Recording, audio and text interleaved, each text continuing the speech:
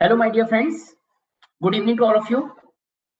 So now in previous class we will discuss in front of you. Previous class में मैंने आपके सामने एक important task को discuss किया था और मैंने आपके सामने बताया था transition curve.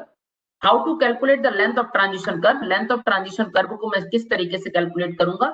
इन सब चीजों के बारे में हमने बहुत अच्छे से सोचा था और बहुत अच्छे से इन चीजों को जाना था. Clear to all of you? अब देखिएगा मैं आपके सामने क्या important task को discuss करने वाला हूँ. बहुत ध्यान से स्टेटमेंट सुनने की कोशिश कीजिए. What I will discuss in front of you.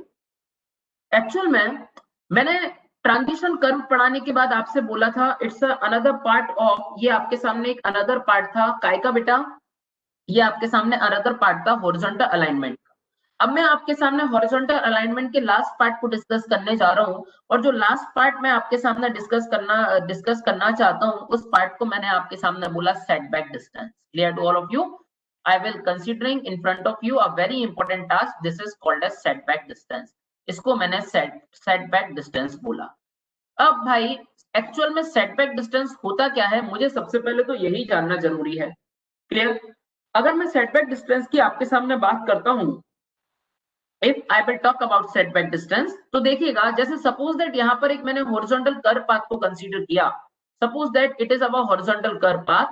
ये हमारे पास एक हॉरिजॉन्टल कर्व पाथ इस तरीके से मुझे दिखाई दे रहा है. Clear to all of you? अब इस हॉरिजॉन्टल कर्व पाथ का एक सेंटर लाइन होगा.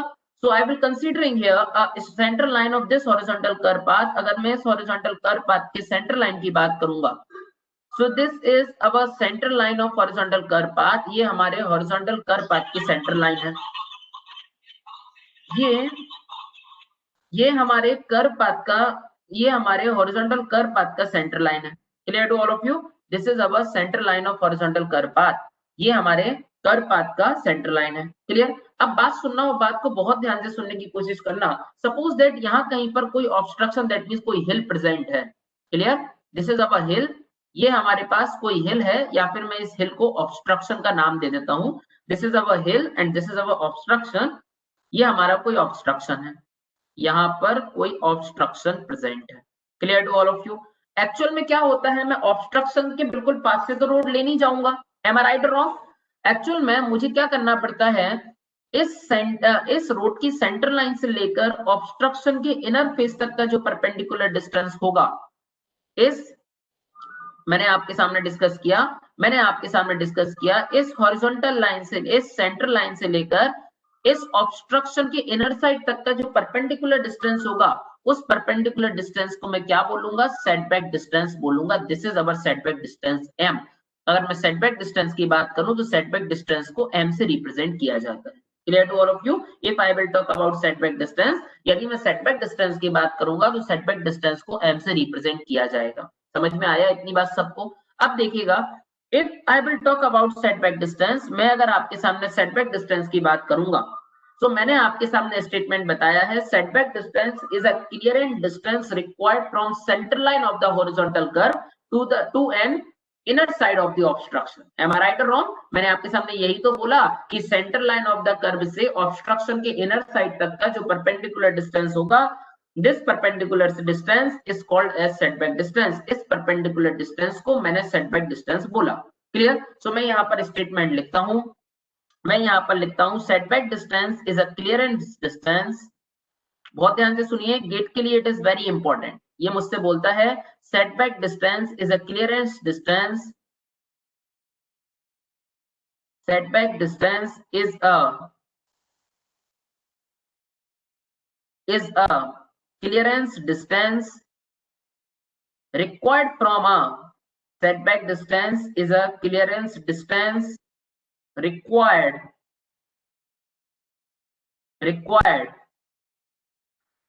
for a center line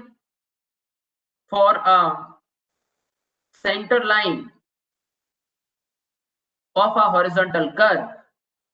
For a center line of a horizontal curve, setback distance is a clearance distance required from a center line of a horizontal curve to an obstruction. Clear to all of you?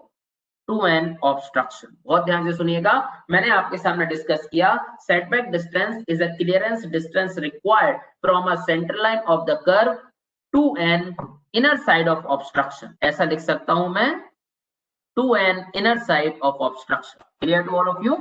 To an inner side of obstruction, उसको मैंने क्या बोला बेटा, उसी को मैंने setback distance बोला था। Clear? To an inner side of obstruction, देखिएगा बहुत ध्यान से, मैंने आपके सामने बोला to an inner, to horizontal curve to an inner side of obstruction, to an inner side of obstruction, ठीक है ना। ऑब्स्ट्रक्शन के इनर साइड से लेकर किसी भी हॉरिजॉन्टल कर्व के सेंट्रल लाइन तक का जो भी डिस्टेंस होगा, this distance is called as setback distance, इसको मैं सेटबैक डिस्टेंस बोलूंगा। अब भाई बात ये आती है कि सेटबैक डिस्टेंस कैलकुलेट किस तरीके से किया जाता है। टू ऑल ऑफ यू, भाई सेटबैक डिस्टेंस करने के लिए मुझे 4 तरीके के केसेस को पढ़ना पड़ेगा। एक एक करके मैं आपके सामने केस को डिस्कस करता जाता हूं और स्टेटमेंट को और ज्यादा शार्प बनाता जाता हूं। Clear to all of you? यहाँ पर मैंने आपके सामने बोला सेटबैक डिस्टेंस को कैलकुलेट करने के लिए, मुझे 4 तरीके के केसेस को पढ़ना पड़ेगा। मैं एक एक केस आपके सामने डिस्कस करता हूं। Now I will discuss case number 1। तो what is the case number 1 here? मैं आपके सामने केस नंबर 1 की बात करता हूं। If I will talk about case number 1, यदि मैं केस नंबर 1 की बात करूंगा, फर्स्ट केस होता है फॉर सिंगल लेन रोड, ठीक है ना। यहाँ पर सिंगल लेन रोड की बात कर रहा हूँ। सिंगल लेन रोड में अब 2 कंडीशन पढ़नी पड़ेगी। और फिर सेकंड केस की बात करूंगा, टू लेन रोड में भी 2 कंडीशन पढ़नी पड़ेगी। तो I will consider single lane road. अगर मैं आपके सामने सिंगल लेन रोड की बात करूंगा तो क्या होगा? फॉर सिंगल लेन रोड, मैं आपके सामने सिंगल लेन रोड की बात करता हूँ। देखिए बहुत ध्यान से, if I will talk about single lane road, यदि मैं आपके सामने सिंगल लेन रोड की बात करता हूं, तो सिंगल लेन रोड में मैं आपके सामने सबसे फर्स्ट कंडीशन अडॉप्ट करना चाहता हूं। आई will discuss in front of you condition number 1। देखिए केस नंबर 1 याद आपके सामने डिस्कस किया, that means single lane road, और सिंगल लेन रोड में भी कंडीशन नंबर 1, फर्स्ट कंडीशन में मैं बोलता हूं when length of curve is greater than SSD, ठीक है ना। Length of curve is greater than SSD, जो हमारे कर्व का लेंथ है, वो कर्व का लेंथ एसएसडी से अगर बड़ा है तो क्या होगा? Clear? So I will considering in front of you, मैं आपके सामने कंसीडर करता हूं, सपोज दैट इस तरीके से मेरे पास एक कर्व गिवन है, दिस इज अवर कर्व, ये आपके पास इस तरीके से एक कर्व गिवन है। क्लियर? ये इस तरीके से एक कर्व है, लेकिन लेंथ ऑफ कर्व, जो कर्व का लेंथ होगा वो एसएसडी से बड़ा होगा। सीधी सीधी बात है, यही वो मुझसे बोलना चाहता है। मैंने आपसे बोला एक व्हीकल यहाँ पर मूव कर रहा था, vehicle is moving like this, इस तरह मैंने एक व्हीकल को यहाँ पर मूव करवाया। ये सिंगल लेन रोड है, वन वे नहीं बोल रहा हूँ, it is a single lane. Clear to all of you? एक ये व्हीकल इस तरीके से मूव कर रहा है, ठीक है ना। सपोज दैट यहाँ पर कोई ऑब्स्ट्रक्शन है, यहाँ पर एक और व्हीकल इस तरीके से आ रहा होगा, ठीक है। मैं यहाँ पर व्हीकल कंसीडर कर लेता हूँ, यहाँ पर एक और व्हीकल आ रहा होगा। एक बात बताइए सर, एक बात बताइए, इन दोनों व्हीकल को अगर एक दूसरे से स्टॉप होना है विदाउट एनी कोलिजन, अगर ये व्हीकल एक दूसरे से विदाउट एनी कोलिजन स्टॉप होना चाहते हैं, तो एक बात बताना, क्या इन दोनों व्हीकल को इतनी ही डिस्टेंस में रुकना पड़ेगा? एम आई राइट और रॉन्ग? इन दोनों व्हीकल को इतनी ही डिस्टेंस में रुकना पड़ेगा, यानी अल्टीमेटली इस डिस्टेंस को मैं एसएसडी बोल सकता हूँ कि नहीं बोल सकता? अरे बिल्कुल बोल सकता हूँ, यही तो एसएसडी है भगवान। क्लियर? और मैंने आपके सामने डिस्कस किया कि आपके सामने लेंथ ऑफ कर्व, अगर मैं लेंथ ऑफ कर्व की बात करूं, if I will talk about length of curve, so length of curve मुझे इस तरीके से दिखाई देगा, यहां से लेकर यहां तक अगर मैं आपके सामने बात करता हूं, so this is our length of curve, इसको मैंने लेंथ ऑफ कर्व बोला। Clear to all of you? सभी को समझ में आ रहा होगा, इस कंडीशन में लेंथ ऑफ कर्व बड़ा है और एसएसडी का वैल्यू छोटा है। Clear? Length of curve is greater than SSD, length of curve जो है वो लेंथ ऑफ कर्व एसएसडी से बड़ा है। क्लियर? यहाँ कहीं पर एक ऑब्स्ट्रक्शन प्रेजेंट होगा, ऑब्स्ट्रक्शन इज प्रेजेंटिंग हियर, ठीक है। और ये आपके रोड का क्या होगा? ये आपके रोड का सेंटर लाइन होगा, ठीक है ना। It is a centre line of the road, ठीक है, ये रोड का सेंटर लाइन होगा। बहुत ध्यान से स्टेटमेंट को सुनना, अदरवाइज स्टेटमेंट बिल्कुल भी समझ में नहीं आएगा। सेटबैक डिस्टेंस हर किसी बच्चे को समझ नहीं आती। अब कंडीशन सुनिए, मैंने आपसे बोला, यहां पर मैंने क्या बोला, दिस इज अवर ऑब्स्ट्रक्शन, ये आपका ऑब्स्ट्रक्शन है, यहां पर लिखता हूं दिस इज अवर ऑब्स्ट्रक्शन, इसको मैंने ऑब्स्ट्रक्शन कंसीडर किया। ठीक है ना। सो ऑब्स्ट्रक्शन के इनर साइड से लेकर central line of the road तक का परपेंडिकुलर जो डिस्टेंस होगा, उस परपेंडिकुलर डिस्टेंस को मैंने सेटबैक डिस्टेंस बोला। And I will considering here setback distance को मैंने स्मॉल m से रिप्रेजेंट किया। क्लियर। एक बात बताना सर, और बात को थोड़ा सा ध्यान से समझने की कोशिश करिएगा, ठीक है। अब अगर आप ध्यान से समझने की कोशिश करोगे तो बेटा एक बात बताना, वो बात को बहुत ध्यान से समझने की कोशिश करना। यदि मैं आपसे बोलूं, यदि मैं आपसे बोलूं कि भाई length of curve is greater than SSD, length of curve जो है वो लेंथ ऑफ कर्व एसएसडी से बड़ा है। क्लियर। अगर length of curve is greater than SSD, length of curve अगर एसएसडी से बड़ा है, मैंने यहां पर इसको नीचे की तरफ प्रोजेक्ट किया, यहां पर इसको नीचे की तरफ प्रोजेक्ट किया, यार तुम्हें ऐसी फीलिंग्स नहीं आ रही हैं, तुम्हें ऐसी फीलिंग्स नहीं आ रही है कि ये दोनों एक पॉइंट पर इंटरसेक्ट करेंगे तो ये सेंटर पॉइंट O होगा, और ये इसका रेडियस की बात करूंगा सो रेडियस R होगा। एम आई राइट और रॉन्ग माय डियर फ्रेंड्स? ये ऐसे ही होगा, ठीक है ना। और यहां से मैंने जैसे ही एक लाइन को ड्रॉप किया, ये लाइन क्या करेगा, ये लाइन क्या करेगा, इसको दो पार्ट में डिवाइड कर देगा। मैंने बोला ये एंगल कितना हो जाएगा, so this angle is alpha by 2, and what is the value of this angle, so this angle is also alpha by 2। Clear to all of you? ये एंगल होगा। आपसे पूछेगा what is the value of setback distance, setback distance का value मैं किस तरीके से find करूंगा। क्लियर। तो आप लोगों को ज्यादा दिमाग नहीं लगाना है, यहाँ पर डेरिवेशन में करवा सकता हूँ, लेकिन सेटबैक डिस्टेंस पिछले 25 सालों में गेट में केवल एक ही बार पूछा गया है। Clear to all of you? पिछले 25 ईयर्स में सेटबैक डिस्टेंस पे से क्वेश्चन केवल एक ही बार गेट में पूछा गया है, इसीलिए इसका इतना ज्यादा डेरिवेशन का मुझे नीड नहीं है। क्लियर। हमने सेटबैक डिस्टेंस की वैल्यू बताई, आपको सिर्फ सेटबैक डिस्टेंस का डायरेक्टली फॉर्मूला याद कर लेना है। और अगर कोई बच्चा ये चाहता है कि नहीं नहीं मैं तो फॉर्मूला याद नहीं करूंगा, मुझे तो पूरा बताओ, अगर ये चाहते हो तो फिर बहुत अच्छे से देखो, ठीक है ना।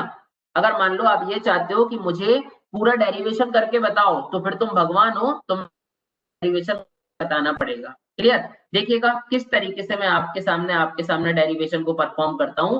मैंने क्या किया, इस व्हीकल से इस व्हीकल को एक हॉरिजॉन्टल लाइन से अटैच कर दिया। Clear to all of you? I will attesting like this. मैंने बोला ये पॉइंट O हो गया, इस पॉइंट को, ये जो यहाँ पर इंटरसेक्ट किया, इस पॉइंट को मैंने D माना, और ऊपर वाला पॉइंट जो सेंटर लाइन का है यहाँ वाला, इसको मैंने C मान लिया। यानी कि अगर मैं सेटबैक डिस्टेंस की बात करूं तो सेटबैक डिस्टेंस क्या हो जाएगा, CD। CD is that, sorry, अगर मैं सेटबैक डिस्टेंस की आपके सामने बात करता हूं, if I will talk about setback distance, तो सुनना बहुत ध्यान से। एक्चुअल में इस पॉइंट को मैं क्या करता हूं, एक काम करिएगा, अच्छा आप लोग एक काम करिए, इस पॉइंट को आप E मान लीजिए, considering this is our point E, ये हमारे पास E पॉइंट मिला। और इस वाले पॉइंट की अगर मैं बात करूं तो इस वाले पॉइंट को आप D मान लीजिएगा, तो CD is the setback distance. Am I right और रॉन्ग? CD क्या है बेटा, CD सेटबैक डिस्टेंस है। सभी बच्चे एक स्टेटमेंट को थोड़ा सा समझ पा रहे होंगे कि सर अगर मैं CD की बात करूं, अगर मैं CD की बात करूं तो CD को कैसे लिख सकता हूं, तो CD को मैं लिख सकता हूं सर, CD को मैं लिख सकता हूं OC minus OE। M I right और रॉन्ग? मैं क्या करूंगा बेटा, या फिर ऐसा लिख सकता हूं OC माइनस OD, OC में से मैं OD को माइनस कर दूंगा तो मुझे सेटबैक डिस्टेंस मिलेगा। एम आई राइट और रॉन्ग? तो ये हमें एक ट्रिग्नोमेट्री लगाकर फॉर्मूले को सॉल्व करना पड़ेगा। जैसे ही आप ट्रिग्नोमेट्री लगाओगे, आपके पास एक फॉर्मूला आएगा, M is equal to setback distance is equal to R 1 minus, या फिर ऐसा आएगा जो वैल्यू आएगा, setback distance is equal to R minus R cos alpha by 2. This is the value of setback distance. आपने क्या लिया, यहां से R को कॉमन निकाल लिया, R को कॉमन निकाला तो 1 minus cos alpha by 2, it is the value of setback distance. इस केस के लिए सेटबैक डिस्टेंस का वैल्यू ये होगा, किस कंडीशन में, सिंगल लेन रोड की कंडीशन में। Clear to all of you? अगर मैं सिंगल लेन रोड की बात करता हूं तो for single, in case of single lane, अगर मैं सिंगल लेन की बात करूंगा तो सेटबैक डिस्टेंस का वैल्यू, अगर लेंथ ऑफ कर्व ग्रेटर है एसएसडी से, if length of curve is greater than SSD, तो उस केस में जो सेटबैक डिस्टेंस होगा, the value of setback distance is R 1 minus cos alpha by 2। समझ में आया सभी को? चलिए अब हम थोड़ा सा आगे आते हैं और स्टेटमेंट को और ज्यादा शार्प करने की कोशिश करते हैं। क्लियर? देखना, एक्चुअल में बात ये आती है कि how to calculate the value of alpha by two. Alpha by two की वैल्यू मैं किस तरीके से कैलकुलेट करूंगा, ठीक है ना। सो देखना बहुत ध्यान से बेटा, अगर मैं अल्फा बाई टू की बात करता हूँ तो हमें दिख रहा है एक्चुअल में इस पोर्शन की अगर मैं बात करूं जिसको मैं सेट कर रहा हूँ, बहुत ध्यान से देखिए, it is a very very very important. मैंने इस तरीके से एक छोटा सा सेडेड पोर्शन निकाला। जैसे ही मैंने इस सेडेड पोर्शन की आपके सामने बात किया, भाई मैं अगर आपके सामने बोलूं एक फॉर्मूला हमने छोटे बचपन में पढ़ा है, क्या बचपन में फॉर्मूला पढ़ा है, फॉर्मूला पढ़ा होगा, फॉर्मूला मैंने पढ़ा होगा, angle is equal to arc upon radius. Am I right और एम आई राइट और रॉन्ग? मैंने आपके सामने बताया, यानी आपने बचपन में पढ़ा है angle is equal to arc upon radius. जो एंगल का वैल्यू है वो आर्क अपॉन रेडियस के बराबर है। So angle is equal to arc upon radius. Clear to all of you? जो भी बच्चे हिंदी मीडियम से पढ़े हैं, एम आई राइट और रॉन्ग, जिनने कभी भी अंग्रेजी का नाम भी नहीं सीखा, जो हिंदी मीडियम से पढ़े हैं, उनके लिए वैल्यू क्या कह सकती है, एंगल को बोला जाता है कोण, ठीक है ना, एंगल इज कोण। आर्च, आर्च को बोला जाता है चाप, ठीक है, एंगल को बोला जाता है कोण, आर्च को बोला जाता है चाप, और रेडियस को बोला जाता है त्रिज्या। क्लियर? सो ऐसा बोला जाता था कि कोण बराबर चाप बटे त्रिज्या। समझ में आया? कोण बराबर चाप बटे त्रिज्या, या फिर angle is equal to arc upon radius.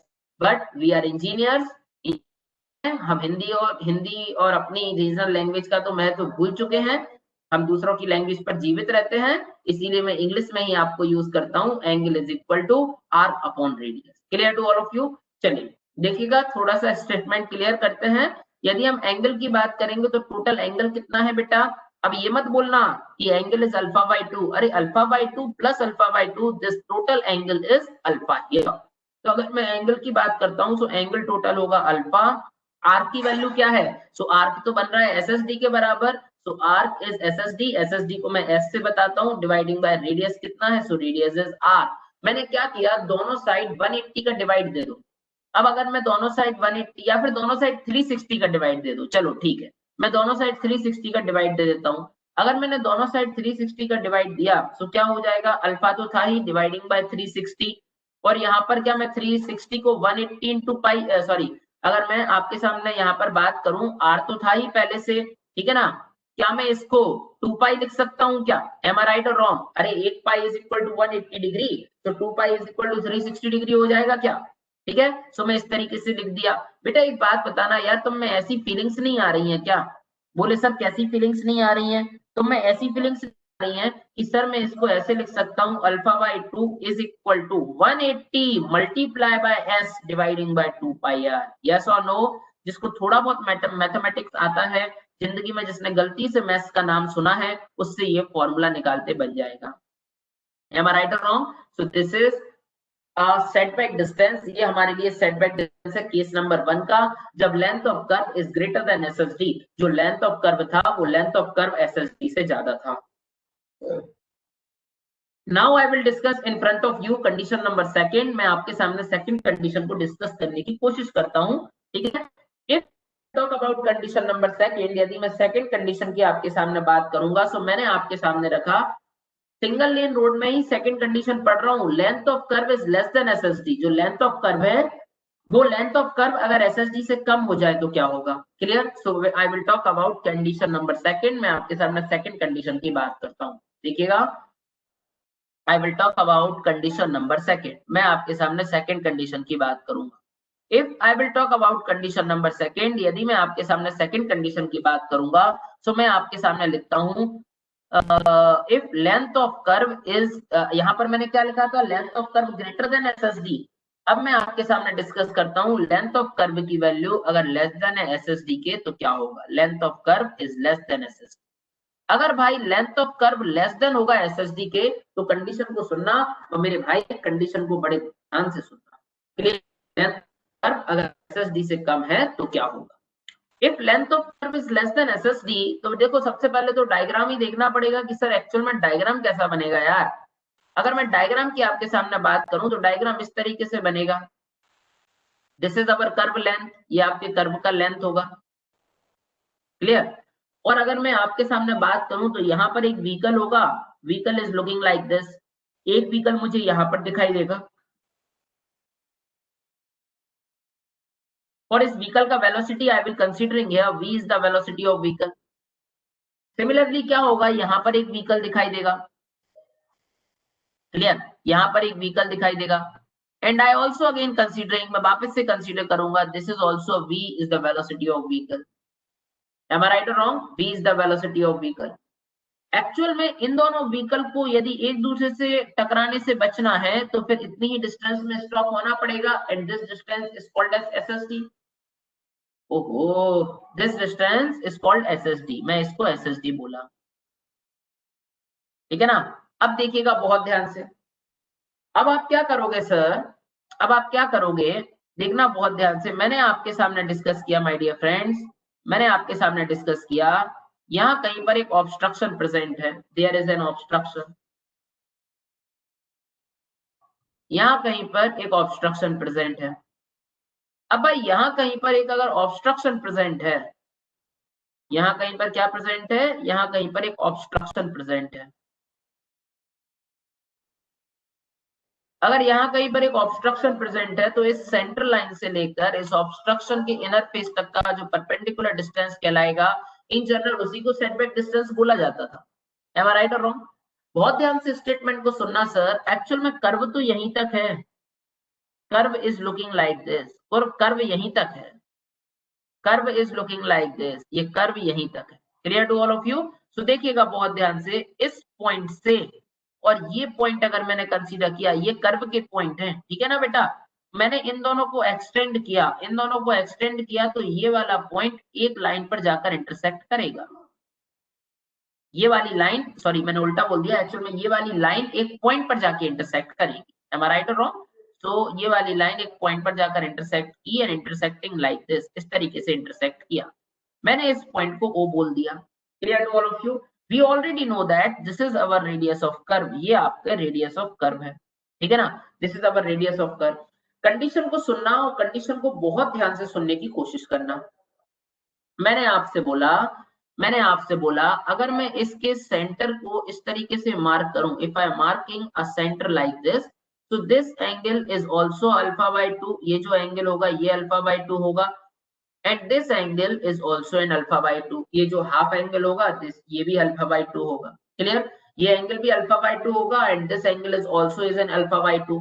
Clear? तो इस कंडीशन में एक्चुअल में इतना अकेला ये आपको क्या दिखाई दे रहा है, जो यहाँ पर दिखाई दे रहा है, this is our length of curve, ये आपको कर्व का लेंथ दिखाई दे रहा है, लेकिन रियलिटी में कर्व का लेंथ ऐसा नहीं है। क्लियर? ऐसा नहीं है, कर्व का जो लेंथ होगा वो कर्व का लेंथ इज लाइक दिस, ठीक है ना, ये लेंथ ऑफ कर्व मुझे इतना दिखाई दिया। एक बात बताना सर, अगर लेंथ ऑफ कर्व इतना है, अरे डायग्राम कहाँ गया अपना, जस्ट अ वेट प्लीज, मैंने आपके सामने यहाँ कहीं कर्व बनाया था ना, कैसा बनाया था कर्व, इस तरीके से था ना, कुछ डायग्राम अपना मिट गया है गलती से और यहाँ पर अंडू नहीं होता है, डायग्राम लाइक दिस, इस तरीके से मैंने आपके सामने डायग्राम बनाया होगा। देखिए बहुत, मैंने आपके सामने बोला कि एक्चुअल में क्या हो रहा था, एक्चुअल में क्या हो रहा था, मैंने आपके सामने बोला कि कर्व, लेंथ ऑफ कर्व छोटा था बट एसएसडी बड़ा था। अब भाई लेंथ ऑफ कर्व छोटा है लेकिन एसएसडी बड़ा है, तो बेटा एक बात बताओ, रिमेनिंग डिस्टेंस कितना बचा, तो आपने बोला रिमेनिंग डिस्टेंस जो बचा this is SSD, this is SSD minus length of curve, इतना ही रिमेनिंग डिस्टेंस बचा। तो मैं क्या करता हूँ, हाफ रिमेनिंग डिस्टेंस इस तरफ कंसीडर कर लेता हूँ, हाफ उस तरफ कंसीडर कर लूंगा। तो ये जो डिस्टेंस हमने यहाँ पर कंसीडर किया, this distance is s, SSD को एस से रिप्रेजेंट कर रहे हैं, तो s minus L C dividing by 2, इसको मैंने क्या माना, इसको मैंने माना s minus L C dividing by 2। Similarly मैं आपके सामने बात करता हूँ, ये वाला डिस्टेंस कितना रिमेनिंग है, तो ये वाला डिस्टेंस जो रिमेनिंग था इसको भी मैंने कंसीडर कर लिया बेटा, this distance is also s minus L C dividing by 2। Clear to all of you? इतना डिस्टेंस रिमेनिंग बचा। चलिए अब थोड़ा सा आगे आके कोशिश करते हैं सेटबैक डिस्टेंस कैलकुलेट कैसे करेंगे इस पर्टिकुलर केस के लिए। अगर कभी भी length of curve is less than SSD, आपका जो कर्व का लेंथ है, यदि उस कर्व के लेंथ की वैल्यू एसएसडी से कम है, सोर्स कंडीशन में वैल्यू को देखिएगा सर, वैल्यू किस तरीके से एग्जिस्ट करेगा। मैं अगर इस कंडीशन में सेटबैक डिस्टेंस की वैल्यू निकालना चाहूं, जो सेटबैक डिस्टेंस कितना हो जाएगा, सेटबैक डिस्टेंस हो जाएगा बेटा r minus r cos alpha by 2, ठीक है ना। और इसमें सिर्फ एक ही टर्म्स ऐड हो जाता है, this is plus s minus L C by 2 sine alpha by 2। s minus L C by 2 कहां से आया, आई थिंक सो सभी बच्चों को पता पड़ गया होगा। क्लियर। इस फॉर्मूले को थोड़ा सा और शार्प करने की कोशिश करते हैं। तो अगर मैं सेटबैक डिस्टेंस की वैल्यू की बात करूं इस पर्टिकुलर केस में, तो इस पर्टिकुलर केस में सेटबैक डिस्टेंस मैंने r को कॉमन लिया और मैंने यहाँ पर लिया 1 माइनस कॉस अल्फा बाई 2, ठीक है ना, और plus s minus L C by 2 sine alpha by 2। Clear to all of you, it is the value of setback distance. ये मेरे पास सेटबैक डिस्टेंस का वैल्यू आ गया, समझ में आया सभी को। This is our value of setback distance, ये सेटबैक डिस्टेंस का वैल्यू आ गया। लेकिन बात ये आती है अल्फा बाई 2 कैसे निकलेगा, जैसे पहले फॉर्मूले में निकलता है वैसे ही अल्फा बाई 2 निकलेगा क्या, जैसी वैल्यू पहले फॉर्मूले में निकलती है वैसे ही अल्फा बाई 2 निकलेगा क्या, अरे ऐसा जरूरी नहीं है, अल्फा बाई 2 ऐसे ही निकले। क्लियर। देखिए अल्फा बाई 2 कैसे कैलकुलेट होगा। अगर मैं अल्फा बाई 2 कैलकुलेट करना चाहता हूं तो यहाँ पर कंडीशन थोड़ा सा डिफर है यार। एक्चुअल में अब ये आर्च अगर बन रहा है ना, तो आर्च केवल इतने पोर्शन में बन रहा है, M I right wrong, arch केवल इतने पोर्शन में बन रहा है। आर्च इतने पोर्शन में बन रहा है तो एक बात बताओ बेटा, जब ये आर्च बन रहा है क्या यही लेंथ ऑफ कर्व है क्या, एम आई राइट और रॉन्ग, आर्च की लेंथ ऑफ कर्व के बराबर होगी। क्लियर। तो अगर मान लीजिए इस केस में मैं अल्फा बाई 2 की वैल्यू निकालना चाहता हूं, तो जो अल्फा बाई 2 का वह फॉर्मूला होगा, alpha by 2 is equal to 180 multiply by L C dividing by 2 pi R, it is the formula. अंतर क्या आ गया, अंतर केवल इतना आया कि सर प्रीवियस वाले में क्या था, प्रीवियस वाले में 180 into S dividing by 2 pi R था, यहाँ पर क्या है 180 into L C that means length of curve dividing by 2 pi. इस तरीके से मैं सेटबैक डिस्टेंस की वैल्यू कैलकुलेट करूंगा सेकंड कंडीशन के लिए, केस 1 में। केस 1 क्या था बेटा, केस 1 था हमारे पास, जो मैंने आपके सामने केस 1 को डिस्कस किया था। केस 1 मेरे पास क्या था माय डियर फ्रेंड्स, जो केस 1 मेरे पास था, just a wait please, just a wait, where is my diagram, diagram कहां चला गया, यस। सो मैंने आपके सामने जो केस 1 डिस्कस किया था, वो केस 1 मैंने क्या डिस्कस किया था कि अगर लेंथ ऑफ कर्व का वैल्यू एसएसडी से ज्यादा है, if length of curve is greater than SSD, यदि लेंथ ऑफ कर्व का वैल्यू एसएसडी से ज्यादा है, तो उस केस में द अल्फा बाय 2 कैलकुलेट होगा 180 into s dividing by 2 pi r। और सेटबैक डिस्टेंस का जो फॉर्मूला होगा, the formula of setback distance is m m is equal to r1 minus cos alpha by 2, this is our formula। Clear. इसी तरीके से यदि मैं आपके सामने डिस्कस करता हूं नेक्स्ट इंपॉर्टेंट टास्क के लिए, तो मैंने आपके सामने बताया था कंडीशन नंबर सेकंड, और सेकंड कंडीशन मुझसे क्या बोलता था, सेकंड कंडीशन मुझसे बोलता था अगर मान लीजिए लेंथ ऑफ कर्व का वैल्यू लेस देन एसएसडी के, अगर लेंथ ऑफ कर्व का वैल्यू एसएसडी से कम था तो इस कंडीशन में क्या होगा माय डियर फ्रेंड्स, अगर length of curve is less than SSD, तो उस कंडीशन में फिर मैं सेटबैक डिस्टेंस को कैलकुलेट करूंगा r1 minus cos alpha by 2, और इसमें एक नया एडिशनल टर्म ऐड होगा that means s minus LC by 2 sin alpha by 2। Clear to all of you. चलिए अब मैं आपके सामने जो स्टेटमेंट डिस्कस करने जा रहा हूं, this is very very important for अस, आपके लिए वो स्टेटमेंट बहुत ज्यादा इंपॉर्टेंट है। स्टेटमेंट क्या बोलेगा, ये तो केस नंबर 1 था सिंगल लेन रोड के लिए, now I will discuss in front of you two lane road, मैं आपके सामने टू लेन रोड की बात करता हूँ, ठीक है ना। तो यहाँ पर आप वापस से हेडिंग डालिएगा केस नंबर सेकंड, मैं आपके सामने सेकंड केस की बात करता हूँ, और केस नंबर 2 मुझसे बोलता है टू लेन रोड, अगर हमारे पास टू लेन रोड है तो क्या होगा। Case number second two lane road, अगर हमारे पास टू लेन रोड है तो कंडीशन किस तरीके से एग्जिस्ट करेगा। टू लेन रोड देखना बहुत ध्यान से, if I will talk about two lane road, यदि मैं आपके सामने टू लेन रोड की बात करता हूं तो कंडीशन किस तरीके से एग्जिस्ट करेगा, एक एक बात को समझ के एक एक बात को समझने की कोशिश कीजिए। Clear? If I will talk about if I will talk about two lane road, यदि मैं टू लेन रोड की बात करूंगा तो वापस से मैं सबसे पहली कंडीशन यहाँ पर डिस्कस करूंगा बेटा। टू लेन रोड में जो सबसे पहली कंडीशन मैं आपके सामने डिस्कस करूंगा, that means length of curve is greater than SSD. मैंने जो कर्व का लेंथ लिया है वो कर्व का लेंथ अगर एसएसडी से बड़ा है तो क्या होगा, ठीक है ना? तो देखिएगा बहुत ध्यान से, आई will discuss in front of you. मैं आपके सामने डिस्कस करता हूँ केस नंबर 1 या कंडीशन नंबर 1 के लिए, ठीक है ना? फर्स्ट कंडीशन मुझसे क्या बोलती है, if I will talk about condition number 1, और फर्स्ट कंडीशन मुझसे क्या बोलता है, फर्स्ट कंडीशन मुझसे बोलेगा length of curve is greater than SSD. जो लेंथ ऑफ कर्व का वैल्यू होगा सबसे पहली कंडीशन में लेंथ ऑफ कर्व एसएसडी से बड़ा होगा। क्लियर? अब बहुत ध्यान से स्टेटमेंट को सुनना, स्टेटमेंट किस तरीके से मैं डिस्कस करता हूँ। मैंने आपके सामने बोला कि अगर टू लेन रोड की बात करूं तो सबसे पहले तो मैं एक कर्व को बना देता हूं। Curve is looking like this, इस तरीके से मुझे एक कर्व दिखाई देगा, ठीक है ना? This is our curve and length of curve is greater than SSD. जो कर्व का लेंथ होगा वो कर्व का लेंथ एसएसडी का। राइट और रॉन्ग माय डियर फ्रेंड्स? चलिए हम थोड़ा सा आगे चलते हैं,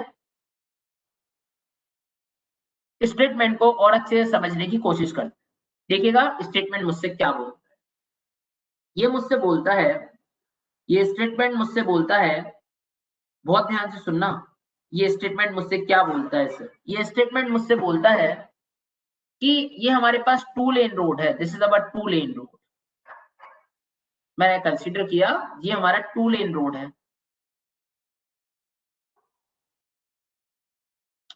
this is our two lane. Clear? अब इस टू लेन पर क्या हो रहा होगा, अगर ये टू लेन रोड है तो ये वाली लेन की भी कोई सेंटर लाइन होगी, एम आई राइट और रॉन्ग? ये वाली लेन का भी कोई सेंटर लाइन होगा।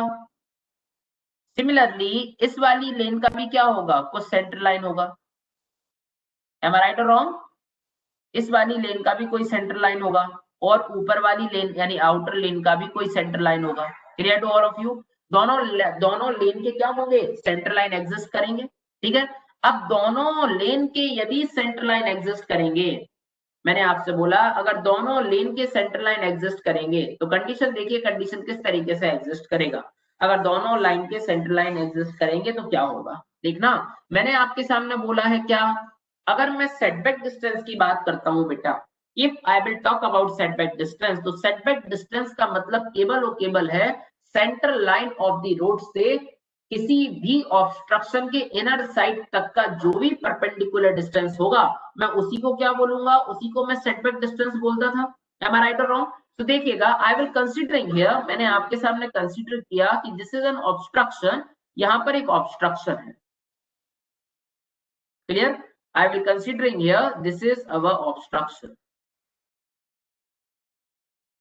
ये आपका ऑब्स्ट्रक्शन है और इस ऑब्स्ट्रक्शन से रोड के सेंटर लाइन तक का जो भी डिस्टेंस होगा, इस रोड के ऑब्स्ट्रक्शन से आपके रोड का जो भी सेंटर लाइन से डिस्टेंस होगा, इस डिस्टेंस को मैं कौन सा डिस्टेंस बोला, it is called as setback distance. इसको मैंने सेटबैक डिस्टेंस बोल दिया and I will considering a setback distance, जो setback distance m is there. Clear to all of you? मैंने सेटबैक डिस्टेंस m को बोल दिया।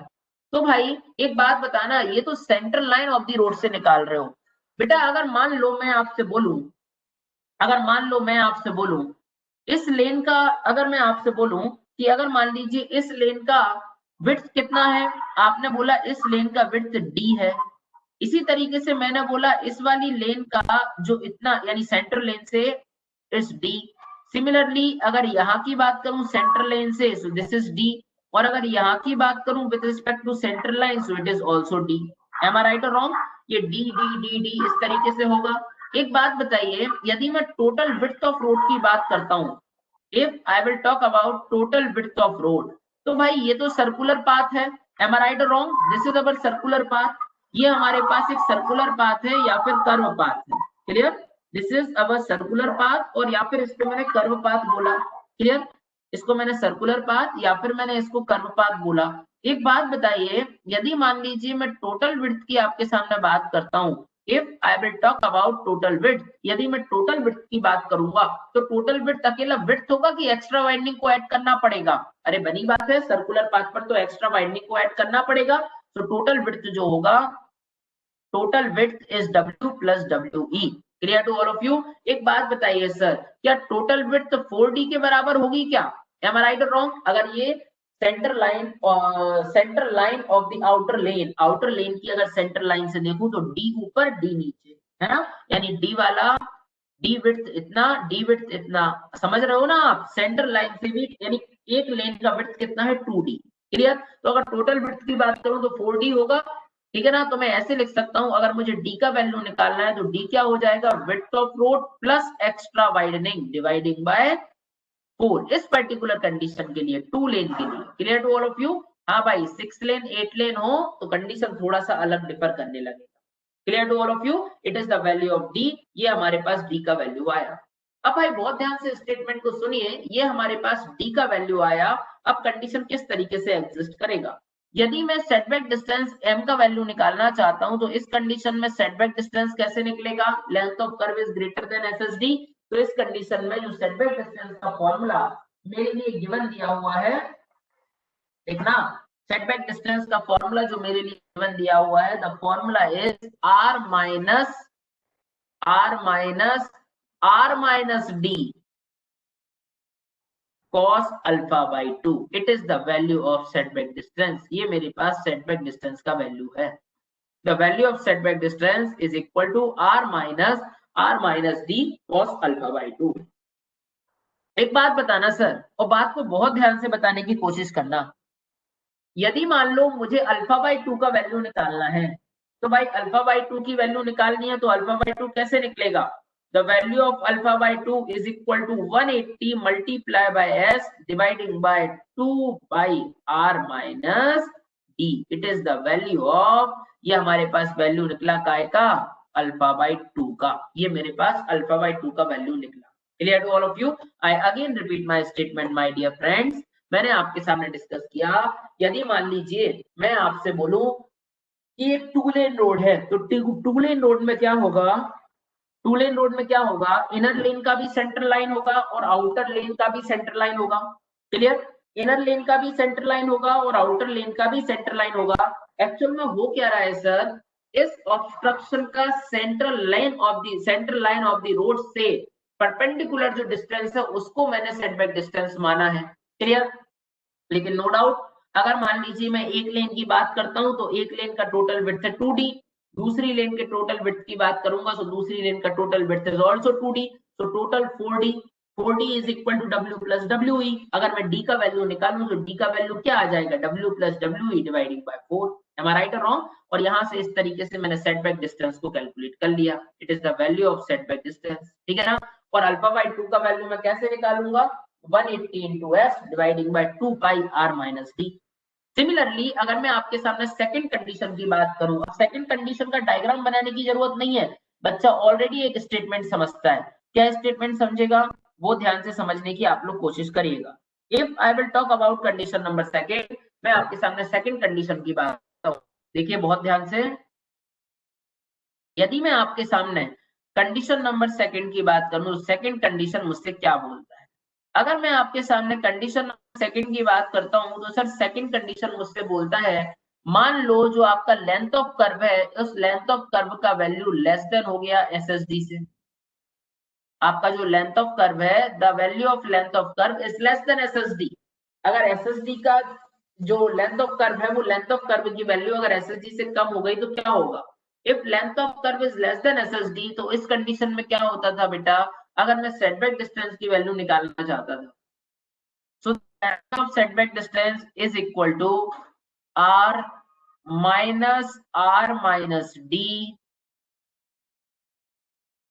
cos अल्फा by 2 और प्लस एक टर्मिनोलॉजी ऐड हो जाती थी, this is s minus LC by 2 sin alpha by 2।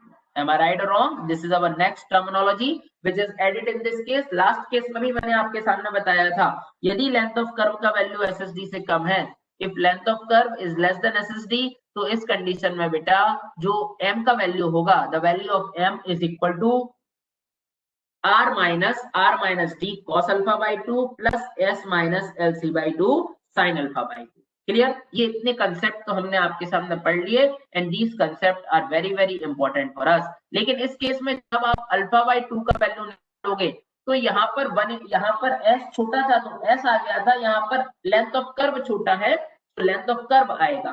Clear to all of you? तो अगर मान लीजिए मैं आपके सामने अल्फा बाई 2 की बात करता हूँ, the value of alpha by 2 is equal to 180 multiply by length of curve dividing by 2 pi under bracket r minus d. It is the value of alpha by 2। ये मेरे पास अल्फा बाई 2 का value मैंने discuss किया। अब एक बात सुनना और बात को बहुत ध्यान से समझने की कोशिश करना सर। जितना भी डिस्टेंस मैं आपके सामने कंसीडर कर रहा हूँ, जितना भी सेटबैक डिस्टेंस मैं आपके सामने फाइंड कर रहा हूँ, बेटा एक बात बताना, जितना भी सेटबैक डिस्टेंस मैं आपके सामने फाइंड कर रहा हूँ, ये पूरा सेटबैक डिस्टेंस मैंने central line of the road से फाइंड किया है। अगर कभी आपसे पूछ ले central line of the inner lane के सेंट्रल लाइन से बता दो, ठीक है ना, इनर लेन के सेंट्रल लाइन से बता दो, यानी कि अब वो मुझसे कौन सी डिस्टेंस पूछ रहा है, सेंट्रल, अब ये मुझसे डिस्टेंस पूछ रहा है, तो बेटा m में से क्या होगा, d माइनस हो जाएगा। एम आई राइट और रॉन्ग? तो the distance is become m minus d। Similarly ये मुझसे पूछा अगर आउटर लेन की सेंट्रल लाइन के बारे में बता दो, what is the value of setback distance from outer lane of the obstruction से आउटर लेन तक का डिस्टेंस क्या होगा, so the distance is m plus d। यहाँ पर जो डिस्टेंस यूज होगा, this distance is m plus d। मैं यहाँ पर स्टेटमेंट के थ्रू लिख देता हूँ, setback distance for, right down the statement here, यहाँ पर स्टेटमेंट लिखिएगा, स्टेटमेंट किस तरीके से डिस्कस होगा। If I will talk about some important statement, note डाल के बच्चा एक पॉइंट लिखेगा, right down a note point. ये मुझसे बोलता है सेटबैक डिस्टेंस, ये मुझसे बोलता है setback distance from centre line of inner lane. अगर inner lane, centre line of inner lane, अगर मैं इनर लेन से सेटबैक डिस्टेंस की वैल्यू फाइंड कराना चाहता हूँ, setback distance from centre line of inner lane, so value कितनी हो जाएगी, वैल्यू हो जाएगी बेटा m minus D. Clear to all of you? Similarly मैं आपके सामने बात करता हूँ, similarly I will discuss in front of you setback distance from centre line to the inner lane, ठीक है ना। मैं आपसे बात करता हूँ सेटबैक डिस्टेंस फ्रॉम, मैं आपके सामने यहाँ पर डिस्कस किया setback distance from central line of outer lane. Clear to all of you? मैं सेंट्रल लाइन की बात, यानी सेटबैक डिस्टेंस की बात करूं तो what is the value, value हो जाएगा m plus small d। I think आप लोगों को ये स्टेटमेंट समझ में आए होंगे। This statement are very very important for us. इतना सेटबैक डिस्टेंस मुझे यहाँ पर पढ़ना था और इतना ही मुझे हॉरिजॉन्टल अलाइनमेंट के बारे में पढ़ना है। Now I will discuss in front of you a next important topic, और जो इंपॉर्टेंट टॉपिक मैं डिस्कस करने वाला हूँ it is called as vertical alignment. उसको मैंने वर्टिकल अलाइनमेंट बोला। क्लियर? तो सभी बच्चे हेडिंग डालिएगा vertical alignment, right down the heading, आप हेडिंग डालिए vertical alignment. So now I will introduce in front of you a next very important task, और जिस टास्क को मैं आपके सामने डिस्कस करने वाला हूँ वो टास्क समझिएगा। यहाँ तक आते आते मैंने अभी हाईवे इंजीनियरिंग के हॉरिजॉन्टल अलाइनमेंट को, हाईवे इंजीनियरिंग के ज्योमेट्रिक डिजाइन के हॉरिजॉन्टल अलाइनमेंट पार्ट को खत्म कर लिया है। Now I will discuss in front of you a very important task, और जिस टास्क को मैं आपके सामने डिस्कस करता हूँ it is vertical alignment। So write down the heading my dear students, heading डालिएगा वर्टिकल अलाइनमेंट। देखिएगा हम हेडिंग डालते हैं वर्टिकल अलाइनमेंट। देखो बहुत ध्यान से, आई will talk about a next important part, this is vertical alignment.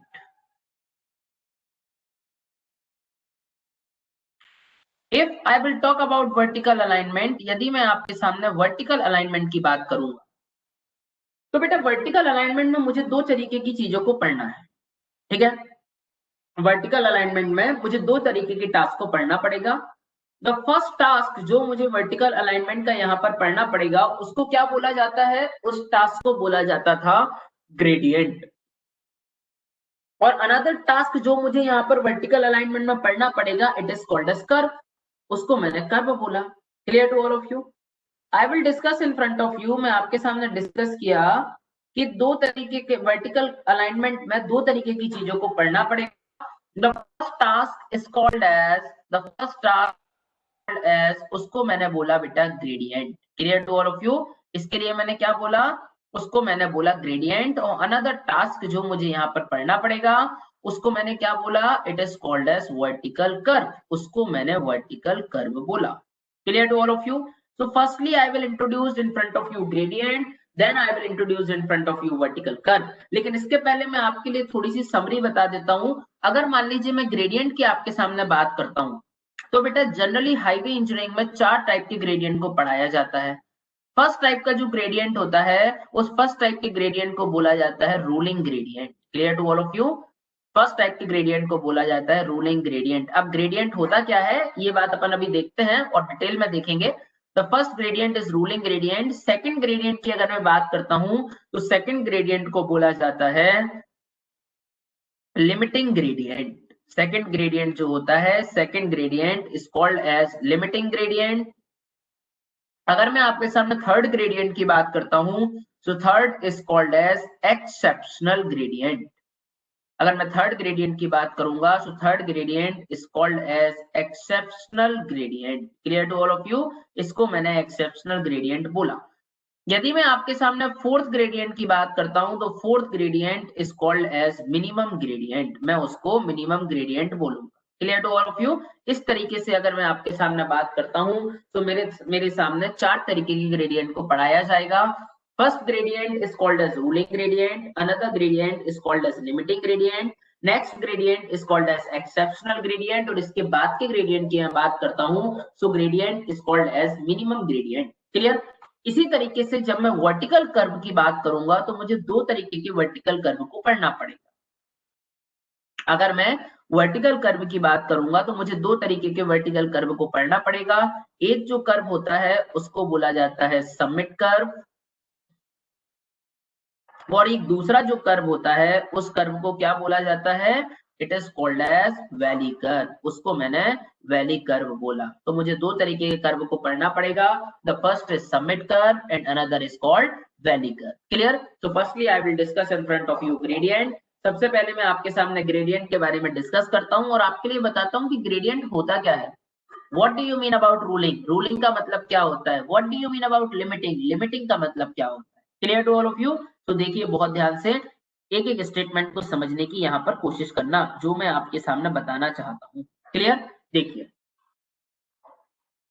If I will talk about gradient, यदि मैं आपके सामने ग्रेडियंट की बात करता हूँ सर, तो देखिए मैं आपके यहाँ पर हेडिंग डालता हूँ ग्रेडियंट, सभी बच्चे भी हेडिंग डाल लेंगे ग्रेडियंट। मैं आपके सामने ग्रेडियंट को डिस्कस करता हूँ। If I will talk about gradient, यदि मैं आपके सामने gradient की बात करूंगा, so what do you mean about gradient? Gradient का मतलब होता है gradually rise और gradually fall along the length of road. Along the length of road, road की length के along, यदि मेरे road surface gradually rise होता है या फिर gradually fall होता है, उसी को मैंने gradient बोला था। Am I right or wrong? तो मैं यहाँ पर statement लिखता हूँ gradually rise और gradually fall along the length of road. ठीक है ना? The road surface is gradually rise or gradually fall. The road surface इस तरीके से लिखिएगा, the road surface is gradually rise or gradually fall. The road surface is gradually rise or gradually fall or gradually fall along the length of road.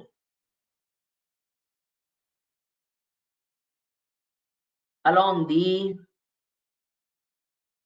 Length of road. बहुत ध्यान से सुनिएगा, मैंने आपके सामने क्या डिस्कस किया? मैंने आपके सामने डिस्कस किया the road surface is gradually rise और gradually fall along the length of road. अगर रोड की लेंथ के along road surface gradually rise है या फिर ग्रेजुअली फॉल है तो इसको मैं क्या बोलूंगा?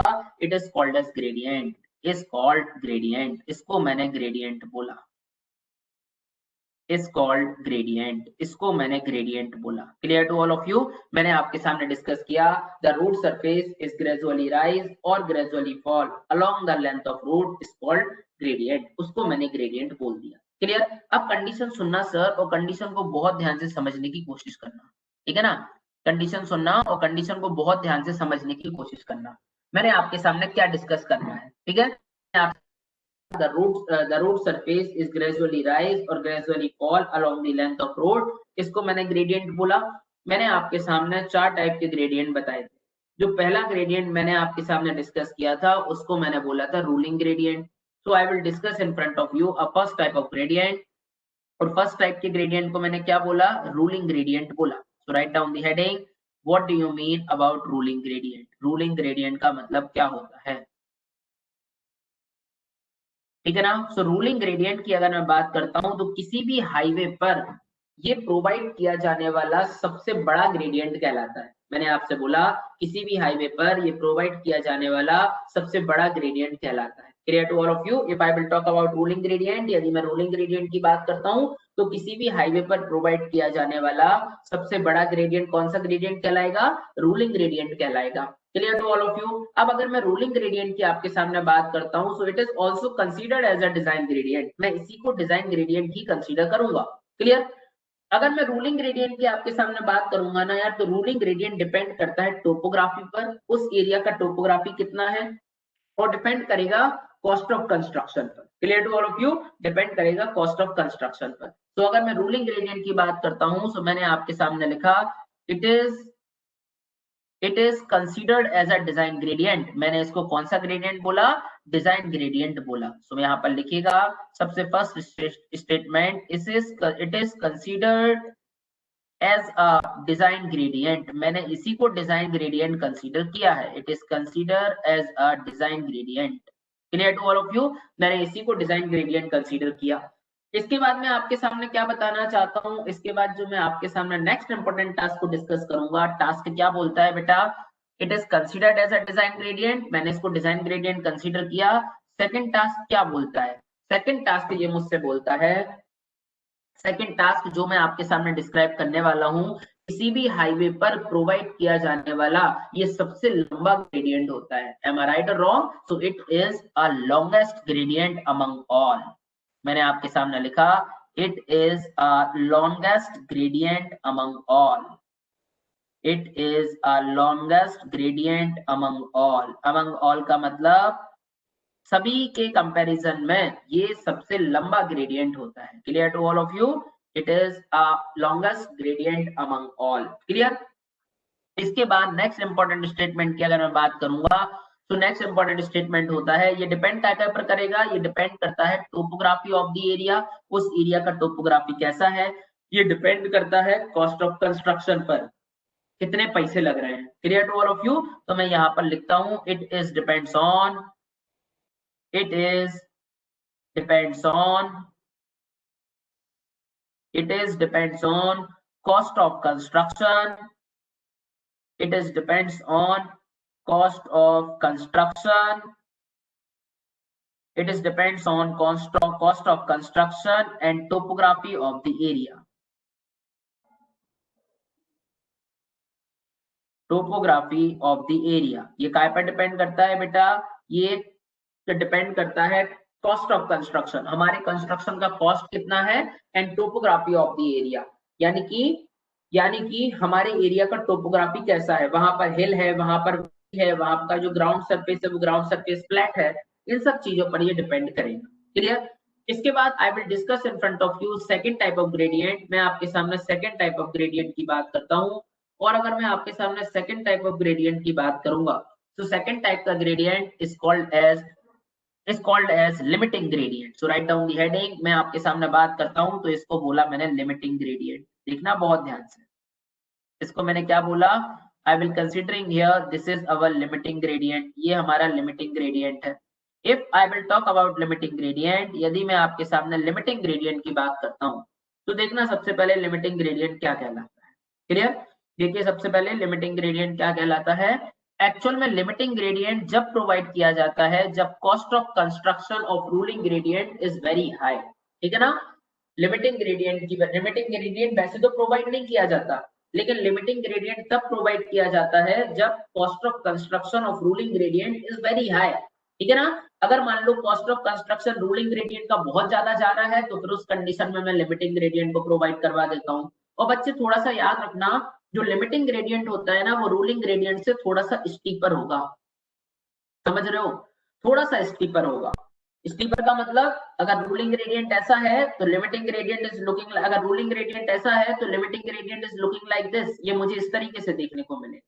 क्लियर, अगर रूलिंग ग्रेडियंट ऐसा है तो limiting gradient is looking like this, ये मुझे इस तरीके से देखने को मिलेगा, that means it is steeper than ruling gradient. Clear, अब आईआरसी मुझसे बोलता है इसको आप स्टीपर बना रहे हो, बहुत अच्छी बात है, कोई फर्क नहीं पड़ता।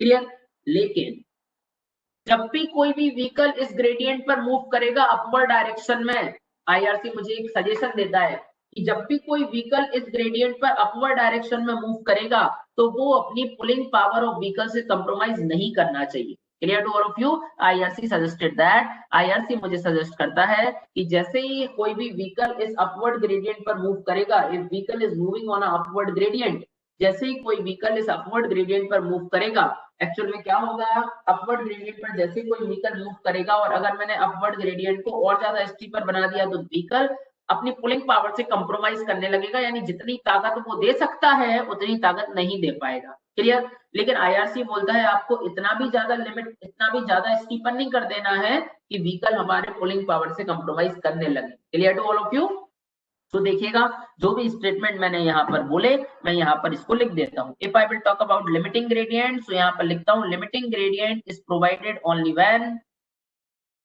Limiting gradient is providing is provide limiting gradient is provided only when, limiting gradient is provided only when cost of construction of ruling gradient, only when cost of construction of ruling gradient, only when cost of construction of ruling gradient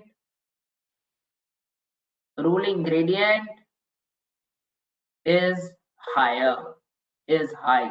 केवल और केवल मैंने क्या बोला, मैंने आपके सामने बोला लिमिटिंग ग्रेडियंट को मैंने केवल और केवल कब प्रोवाइड किया, so limiting gradient is provided only when, मैंने लिमिटिंग ग्रेडियंट को केवल और केवल तभी प्रोवाइड किया है, मैंने लिमिटिंग ग्रेडियंट को केवल और केवल तभी प्रोवाइड किया है जब cost of construction of ruling gradient का जो कॉस्ट ऑफ कंस्ट्रक्शन था वो बहुत ज्यादा हो गया। Clear to all of you, limiting gradient is provided only when cost of construction of ruling gradient is high।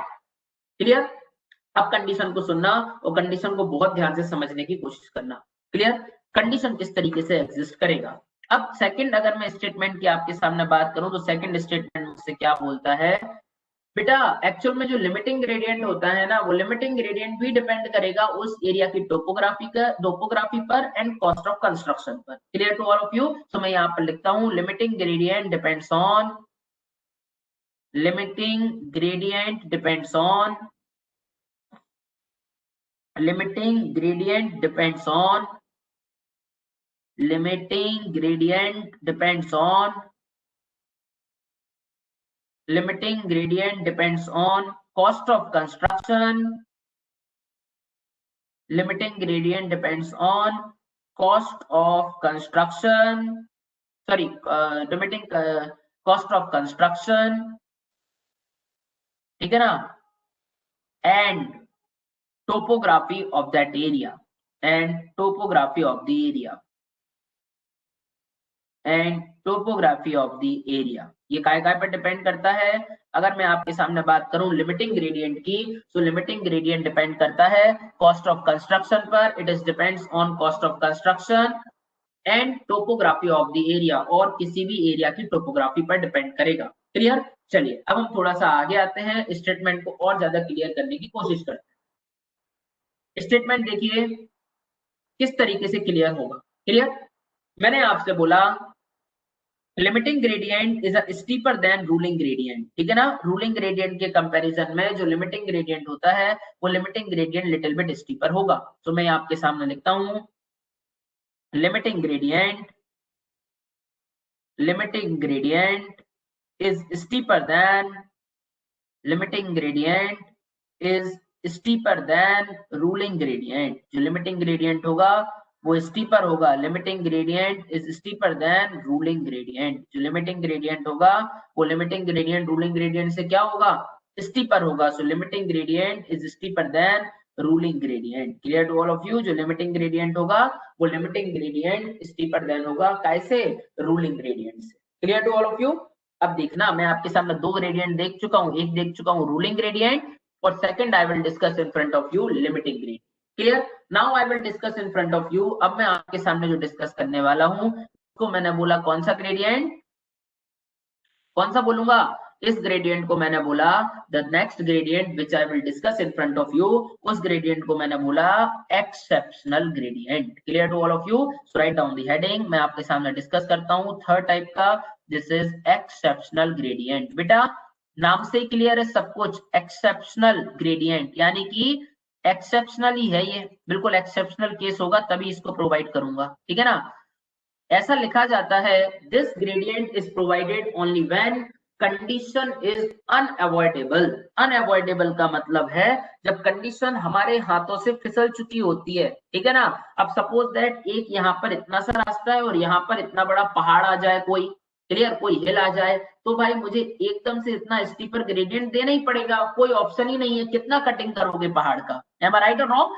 सो मैंने आपके सामने बोला एक्सेप्शनल ग्रेडियंट का मतलब होता है this gradient is provided only when, ये ग्रेडियंट केवल और केवल कब प्रोवाइड किया जाता है? तो this gradient is provided only when, ये ग्रेडियंट केवल और केवल तभी प्रोवाइड किया जाएगा जब कंडीशन इज अनअवॉइडेबल। जो कंडीशन होगा वो कंडीशन अनअवॉइडेबल होगा। Clear to all of you? This gradient is provided only when this gradient is provided only when condition is unavoidable। देखिएगा अब भाई एक्चुअल में जो एक्सेप्शनल ग्रेडियंट होता है यानी कि दो बार नो डाउट ये तभी कंसीडर किया जाएगा जब कंडीशन अनअवॉइडेबल होगा, हमारे हाथ में कोई कंडीशन होगा ही नहीं।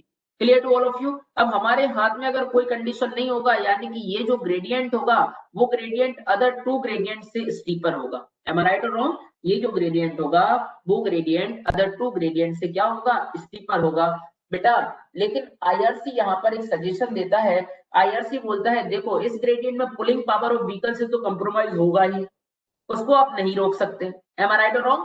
पुलिंग पावर ऑफ व्हीकल को तो कंप्रोमाइज होने से आप नहीं रोक सकते एक्सेप्शनल ग्रेडियंट में। क्लियर? इसीलिए इस ग्रेडियंट को वहां पर प्रोवाइड करो कि किसी भी कंडीशन में ग्रेडियंट का length never be greater than 100 metre. Clear? इस ग्रेडियंट का लेंथ कभी भी 100 मीटर से ज्यादा नहीं होना चाहिए। समझ में आया? सो राइट डाउन द स्टेटमेंट। आप स्टेटमेंट यहाँ पर डिस्कस करिएगा। देखिए मैंने आपके सामने बोला this gradient is provided only when, या फिर ऐसा लिखिएगा exceptional gradient is provided only when, exceptional gradient is provided only when, exceptional gradient is provided only when condition is unavoidable, only when condition is unavoidable, only when condition is unavoidable। चलिए clear है सभी को? मैंने आपके सामने बोला कि इस टाइप का ग्रेडियंट केवल और केवल तभी प्रोवाइड किया जाता है जब कंडीशन इज अनअवॉइडेबल, जो कंडीशन होगा वो कंडीशन अनअवॉइडेबल होगा। Clear to all of you? तभी मैं इस ग्रेडियंट को प्रोवाइड करूंगा। अब नेक्स्ट स्टेटमेंट को समझने की कोशिश कीजिएगा। नेक्स्ट स्टेटमेंट क्या मैं आपके सामने डिस्कस करूंगा। नेक्स्ट स्टेटमेंट मुझसे बोलता है, नेक्स्ट स्टेटमेंट मुझसे बोलता है कि this gradient exceptional gradient is steeper than above two gradient. इसके पहले जो मैंने इसके ऊपर जो मैंने दो ग्रेडियंट बताए हैं limiting gradient and ruling gradient, इन दोनों से भी कौन ज्यादा स्टीपर होगा? एक्सेप्शनल ज्यादा स्टीपर होगा। तो मैं यहाँ पर लिखता हूं exceptional gradient is more steeper, exceptional gradient is more steeper than, exceptional gradient is more steeper than, या फिर exceptional gradient is steeper than, exceptional gradient is steeper than above two gradient. इन दोनों ग्रेडियंट से क्या होगा? Steeper होगा। Clear? So exceptional gradient is steeper than above two gradient, above two gradient से ये ग्रेडियंट स्टीपर होगा। Clear to all of you? इसके बाद मैंने आपको क्या बताया? Length of exceptional gradient should never be greater than 100 metre. ठीक है ना? मैंने आपके सामने डिस्कस किया length of exceptional gradient length of exceptional gradient, length of exceptional gradient should never be greater than, कभी भी ग्रेटर नहीं होना चाहिए, कितने मीटर से? 100 मीटर से। समझ में आया? तो ये मैंने आपके सामने तीन तरीके के ग्रेडियंट को आपके सामने डिस्कस किया। Clear to all of you? I will discuss in front of you length of exceptional gradient. अगर मैं एक्सेप्शनल ग्रेडियंट के लेंथ की बात करता था, so length of exceptional gradient should never be greater than 100 metre in any case, किसी भी case में 100 मीटर से ज्यादा इसका लेंथ नहीं होना चाहिए। क्लियर? चलिए अब हम थोड़ा सा आगे आते हैं, स्टेटमेंट को और ज्यादा डिस्कस करने की कोशिश करते हैं। क्लियर? देखिए मैं आपके सामने फोर्थ स्टेटमेंट की बात करता हूँ, फोर्थ टाइप की ग्रेडियंट की बात करता हूँ। अगर मैं आपके सामने फोर्थ टाइप की ग्रेडियंट की बात करूंगा, तो फोर्थ टाइप का ग्रेडियंट कौन सा होता है माय डियर फ्रेंड्स? अगर मैं फोर्थ टाइप की ग्रेडियंट की आपके सामने बात करूं, तो फोर्थ टाइप का जो ग्रेडियंट होता है उसको बोला जाता था मिनिमम ग्रेडियंट। उसको मैं कौन सा ग्रेडियंट बोलूंगा? This gradient is considered as a minimum gradient, मैं उसको मिनिमम ग्रेडियंट बोला। If I will talk about minimum gradient, यदि मैं आपके सामने मिनिमम ग्रेडियंट की बात करता था, तो एक्चुअल में जहां पर कोई भी ग्रेडियंट प्रोवाइड नहीं किया जाता है, जैसे कि फ्लैट सरफेस पर, तो वहां पर भी मिनिमम ग्रेडियंट को प्रोवाइड करना पड़ेगा। क्यों? क्योंकि रोड सरफेस को कौन फॉलो करता है? Road network. जैसा रोड नेटवर्क होता है उस सिटी का, वैसा ही सीवेज सिस्टम नेटवर्क होता है। तो सीवेज पाइपलाइन में सीवेज को फ्लो करवाने के लिए मुझे मिनिमम ग्रेडियंट को प्रोवाइड करवाना पड़ता है, ग्रेविटेशन फ्लो अलाउ करवाने के लिए। क्लियर? किस फ्लो को अलाउ करवाने के लिए? ग्रेविटेशनल फ्लो को अलाउ करवाने के लिए मुझे रोड सरफेस के along the length minimum gradient को तो प्रोवाइड करवाना ही पड़ेगा। तो मैं स्टेटमेंट को यहां पर डिस्कस करने की कोशिश करता हूं। देखिए किस तरीके से मैं यहाँ पर डिस्कस करता हूँ। मैं आपके सामने डिस्कस किया बेटा, मैं आपके सामने डिस्कस किया कि it is provided for drainage point of view. ठीक है ना? मैंने आपके सामने लिखा it is provided for drainage point of view. ये ड्रेनेज पॉइंट ऑफ व्यू से के पर्पज से प्रोवाइड किया जाता है। Clear? So it is provided for drainage point of view. It is provided for drainage point of view. ये drainage point of view से provide किया जाता है। Clear to all of you? It is provided for drainage point of view. अब मैंने इसको drainage point of view से provide कर दिया, it is provided for drainage point of view. ये स्टेटमेंट तो सबको समझ में आ गया। ठीक है ना? अब कंडीशन सुनना और सब कंडीशन को बहुत ध्यान से समझने की कोशिश करना। क्लियर? देखना, it is provided for drainage point of view, और जैसे कि कितना स्लोप प्रोवाइडेड है, मिनिमम ग्रेडियंट कितने होने चाहिए, सो इसने हमें एक वैल्यू गिवन दी। ठीक है ना? अगर मैं मिनिमम ग्रेडियंट की बात करूं तो ये मुझसे बोलता है मिनिमम 1 इन, ये मुझसे बोलता है minimum 1 in, I think so, मुझे जैसा याद है कि मिनिमम 1 in 500 का ग्रेडियंट प्रोवाइड किया जाता है। Yes yes yes, it's I am correct. देखिए उसने क्या बोला है, इसने मुझसे बोला है मिनिमम 1 in 500 का ग्रेडियंट प्रोवाइड किया जाता है अगर मुझे कंक्रीट पर से पानी को ड्रेन करना है, यानी कंक्रीट ड्रेन। कंक्रीट ड्रेन का मतलब यदि मुझे कंक्रीट पर से पानी को ड्रेन करना है तो मुझे 1 in 500 का कम से कम ग्रेडियंट प्रोवाइड करना पड़ेगा।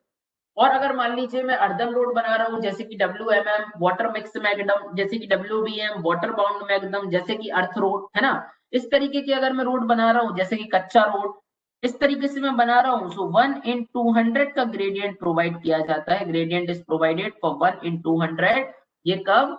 जब मैं सॉइल ड्रेन की बात करूंगा। Clear to all of you? If I will talk about soil drain, यदि मैं सॉइल ड्रेन की बात करता हूँ तो मिनिमम ग्रेडियंट प्रोवाइड किया जाता है 1 in 200।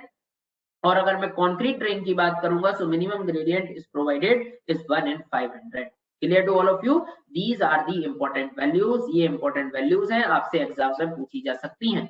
अगर मैं आपके सामने बात करूं कि जो मिनिमम ग्रेडियंट होगा वो अबव 3 ग्रेडियंट से स्टीपर होगा या माइल्डर होगा, तो it is milder than above 3 gradient. ये ऊपर वाले 3 ग्रेडियंट से क्या होगा?